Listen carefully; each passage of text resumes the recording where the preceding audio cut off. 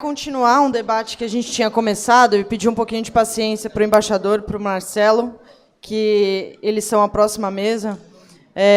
A gente estava falando, a gente tinha combinado uma programação sobre minorias e direitos humanos e a gente deu uma dividida aqui por conta do horário. Você ia chegar um pouco depois. Então eu queria retomar esse tema dizendo o seguinte: a Naila Neves, ela é mestre em direitos humanos, tem uma forte militância nessa área, né? Vai falar aqui sobre racismo, sobre esse momento que a gente vive em que se comemora mortes de jovens negros, do genocídio da juventude negra nas periferias do Brasil. E o Fábio Félix, que está no primeiro mandato, é super jovem, acho que você tem minha idade. Olha eu me chamando de super jovem. Mas é que ele é deputado, né? Eu não. E tem uma pauta em defesa dos direitos LGBT também aqui na Câmara Legislativa. Então, a gente tem algumas minorias para tratar. É claro que você também fala de racismo e fala de todos os direitos humanos, né? E, hoje em dia, a gente tem que explicar por que a gente defende os direitos humanos, né? Por que a gente não está defendendo bandidos, né? E a gente acabou de passar, só para passar rapidamente para vocês, a gente acabou de ver declarações horrorosas de governador, né, e de políticos em geral que fazem dancinhas, que celebram mortes, né? Eles não celebram vidas, eles celebram mortes. Então, eu queria que vocês fizessem uma fala, vou pedir um pouco menos de tempo, 10 minutos, peço desculpas por isso, mas para a gente falar um pouco sobre como chegamos até aqui e como saímos disso, né? Boa tarde. Eu fui muito contemplada, principalmente pela fala da Érica. Eu sou daqui de Brasília, né? O bom de ter representantes que nos representam, que a gente já pula algumas partes. A questão racial no Brasil, não podemos negar que começou agora. Não tem como, não existe falácia de dizer que o genocídio da juventude negra começou agora, que o genocídio, porque a gente foca no genocídio da juventude negra, mas é um genocídio da população negra. A questão é que agora está confortável, agora dá para divulgar, agora é bonito fazer isso. E esse é o grande problema. Nós tivemos grandes avanços, eu não vou dizer grandes avanços, mas tivemos muitos avanços com o governo do PT. Quando o presidente Lula virou presidente, eu tinha 10 anos, eu vi a esplanada lotada. Quando eu entrei na universidade, aqui, Brasília, em ciência política, por cotas, a primeira vez que eu entrei no auditório, mais ou menos como esse, lotado, mais ou menos umas 100 pessoas, o meu pai pediu licença do trabalho para poder me acompanhar. Tinha 5 pessoas negras ali, e ele chorava. E é isso. São pequenos avanços que, na realidade, geram toda uma política, geram todo um desconforto nesses que chegaram no governo agora. Porque a necessidade de massificar esse genocídio com a chegada desse governo é porque nós tivemos avanços na educação. Hoje em dia nós temos estudantes negros, pesquisadores negros na academia, não sendo objetos, mas sendo pesquisadores, mostrando aonde tem falha de dados.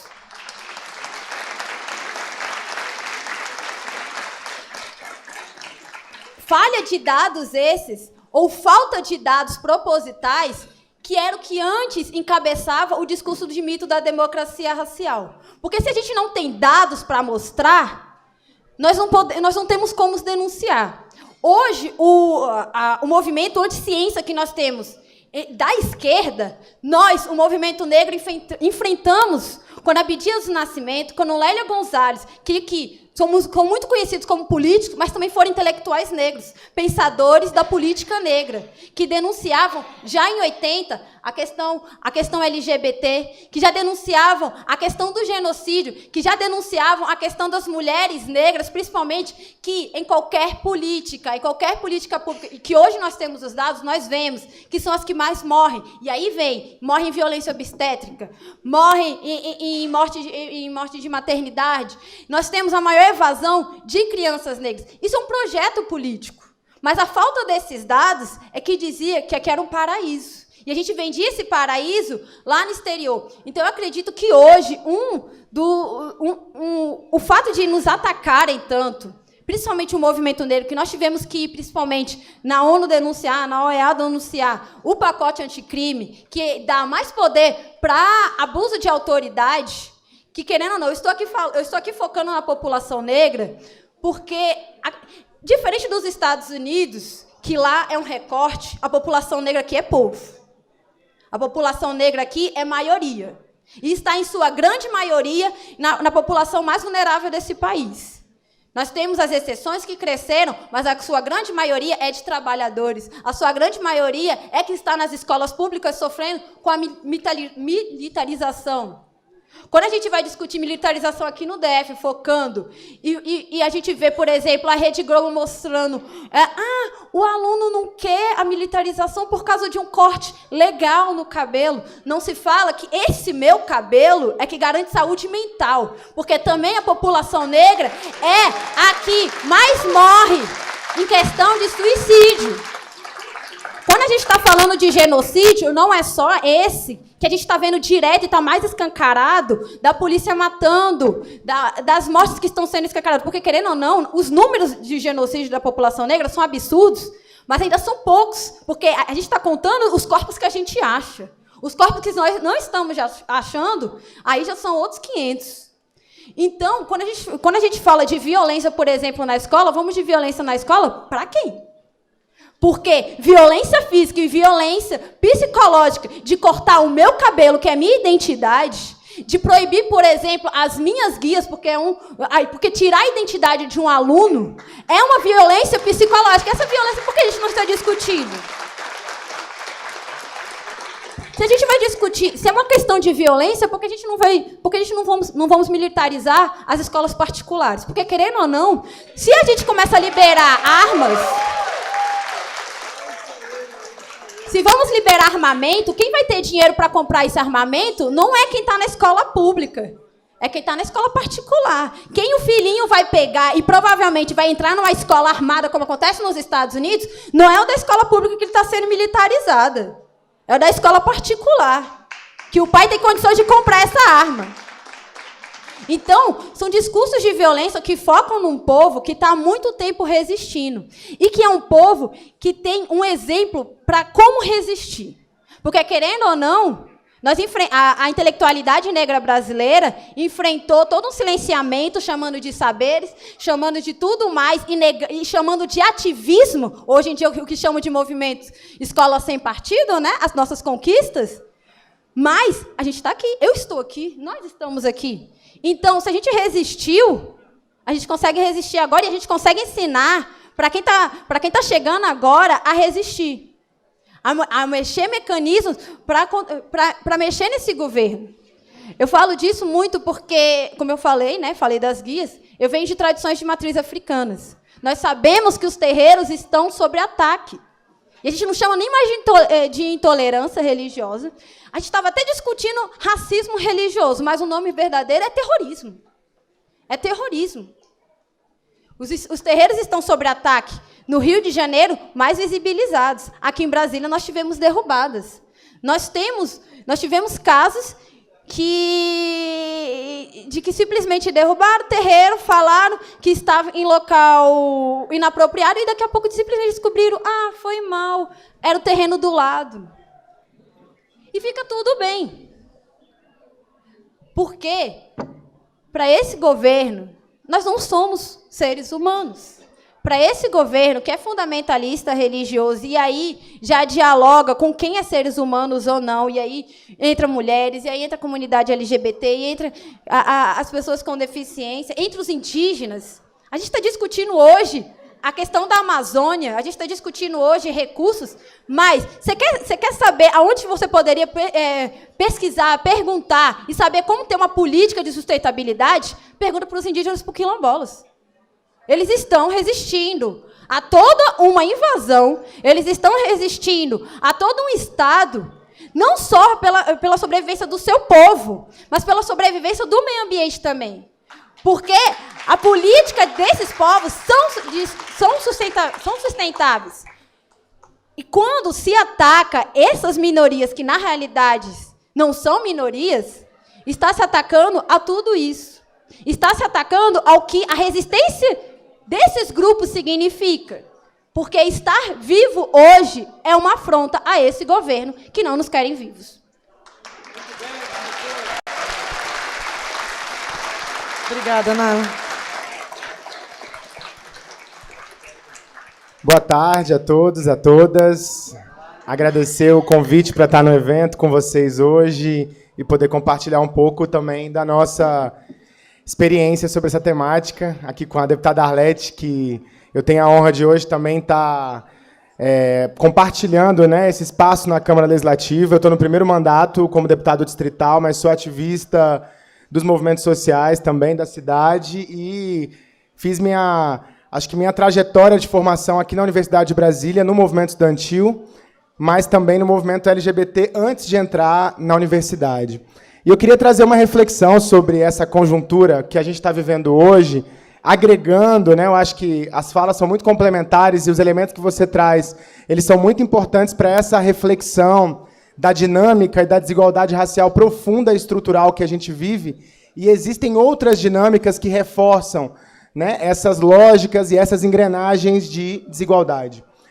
E a questão LGBT e da diversidade sexual é uma questão central que, por muito tempo, setores importantes da esquerda trataram essa questão como uma questão secundária, ou estritamente identitária, ou quase liberal. Mas não. A questão da sexualidade, a questão da orientação sexual e da identidade de gênero, para nós, é uma questão estrutural e estruturante desse modelo desigual que a gente vive.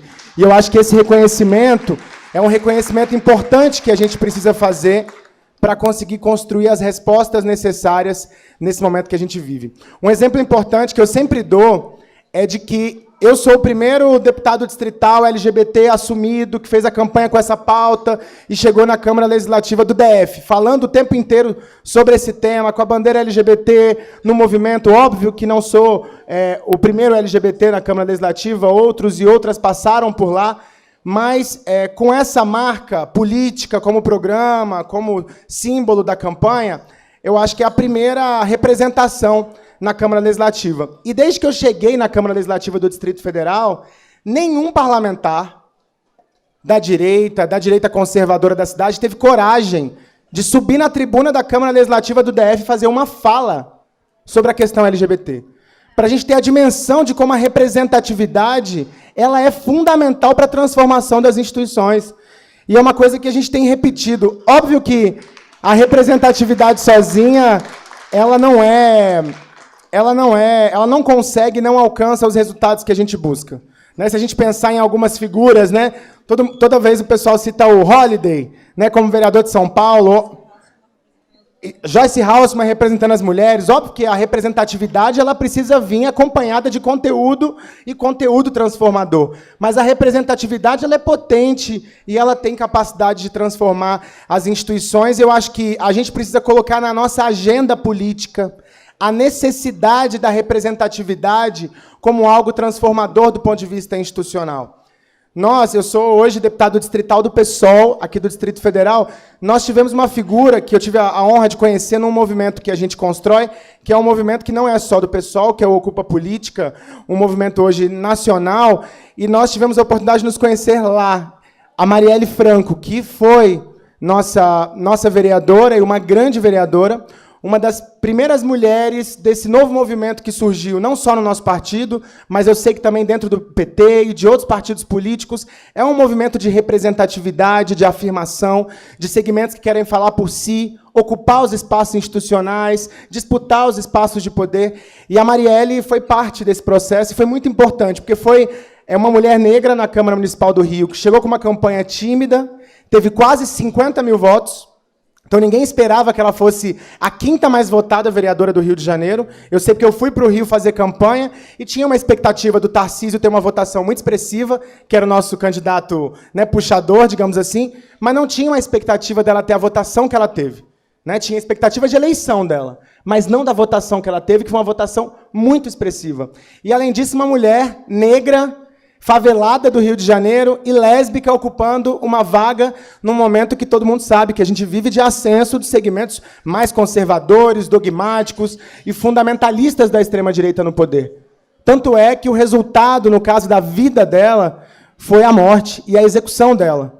Uma execução que a gente ainda não sabe exatamente quem mandou matar. A gente, em teoria, sabe quem matou, mas não sabe quais os interesses estão por trás da sua morte. Mas é uma morte simbólica, porque é uma morte que, de alguma forma, atira na representatividade política, atira na renovação de fato, né? Atira num conteúdo político transformador e que transformava aquela instituição. Então, isso, para mim, reforça, né, uma questão que a gente tem tentado debater, que é a importância da gente transformar essas pautas que, historicamente, a esquerda sempre chamou de pautas democráticas, pautas identitárias, como pautas estruturais, e que a gente precisa assumir. Não dá para arredar um pé nessa agenda política para ganhar segundo turno de eleição. Nós só vamos ganhar com um programa e com capacidade de governar se a gente assumir essa agenda política, que eu acho que é uma agenda política fundamental nesse momento. E tem uma outra questão que eu acho que é agregadora a esse debate da representatividade, que é como o fenômeno político da extrema-direita e do fundamentalismo religioso trata a nossa agenda. É a identificação de como esses segmentos identificam, entendem, né, e transmitem a nossa pauta. E eles criaram um conceito que é um conceito falacioso, mentiroso, que eles chamam de ideologia de gênero. Eu tive a oportunidade de ir no encontro, recentemente agora em Bogotá, né, que era de lideranças LGBTs das Américas. E conversando com um parlamentar do Partido Verde, um congressista, um deputado federal da Colômbia, ele dizia sobre o plebiscito, que eu imagino que muitos de vocês acompanharam lá na Colômbia sobre a anistia das Farc. Né? Houve um acordo político para anistia, transformação em partido político e anistia de diversas pessoas das Farc. E depois teve o plebiscito.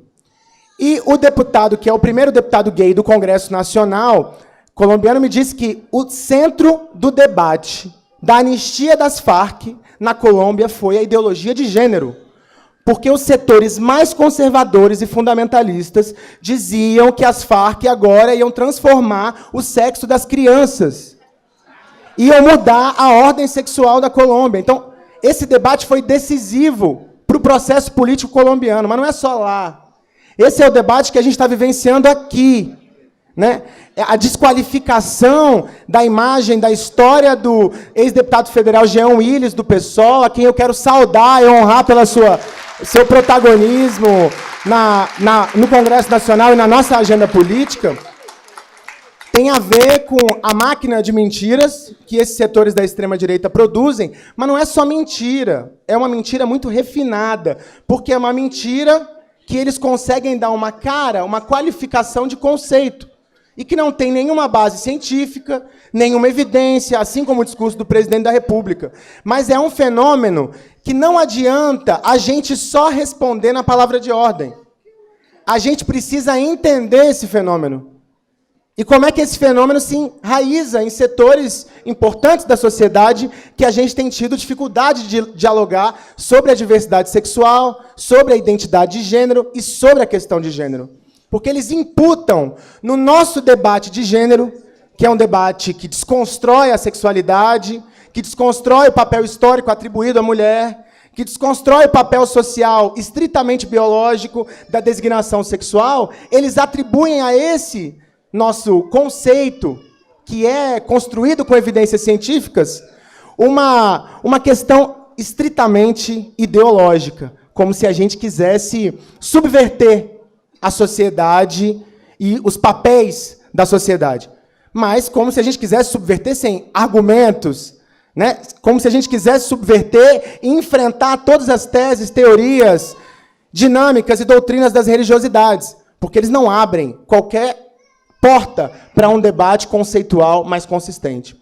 Então, eu trouxe a discussão da ideologia de gênero porque eu não tenho dúvida que nas eleições de 2020 esse debate renasce, e renasce com muita força para desqualificar os nossos discursos e para, de alguma forma, tentar cegar setores importantes da sociedade para que se abra o diálogo com a esquerda. a esquerda progressista. Mas isso não pode, na minha opinião, e aí eu volto para o primeiro ponto da minha fala, fazer com que a gente recue naquilo que é uma pauta não só identitária e democrática para nós, mas é uma pauta central, que é a defesa da liberdade e da diversidade sexual. A identidade da população LGBT. Nós não vamos voltar para o armário. O armário está quebrado. Nós não vamos voltar para o armário. O nosso beijo, ele não vai ser mais impedido, interrompido no espaço público. O nosso afeto não vai ser mais interrompido no espaço público. A mulher não vai voltar para a cozinha. Não vai voltar para a cozinha. Nós não podemos deixar que esses setores da extrema-direita nos façam retroagir no debate político histórico e no programa que a gente conseguiu alcançar até aqui. E eu acho que essa compreensão e essa nova dimensão do papel político desses segmentos e dessa agenda tem que fazer toda a diferença na construção de um programa e da disputa de um projeto de poder para o Brasil. E eu acho que é esse o sentido da representatividade, não descolada, não a representatividade liberal, mas a representatividade que eu quero fazer parte como LGBT hoje, no Poder Legislativo, é uma representatividade com conteúdo, é uma representatividade revolucionária, para transformar o país conectada com outras dimensões de desigualdade, para enfrentar o racismo, para enfrentar a pobreza, para enfrentar o machismo e para enfrentar a LGBTfobia e toda forma de opressão e preconceito. Eu acho que é esse o projeto que nós, esquerda, precisamos construir para enfrentar esses setores da extrema-direita e do fundamentalismo no Brasil. Obrigado. Obrigada, Fábio. Eu gosto muito quando você fala em não retroceder, porque aí a gente imagina futuras campanhas falando em coisas que eles não querem que a gente fale, né? Que a esquerda aborde temas sem receio de que vai perder votos por conta disso. E é isso que a gente precisa fazer. Queria agradecer demais aos dois, Naila e Fábio Félix. Continue fazendo os grandes trabalhos que vocês estão fazendo.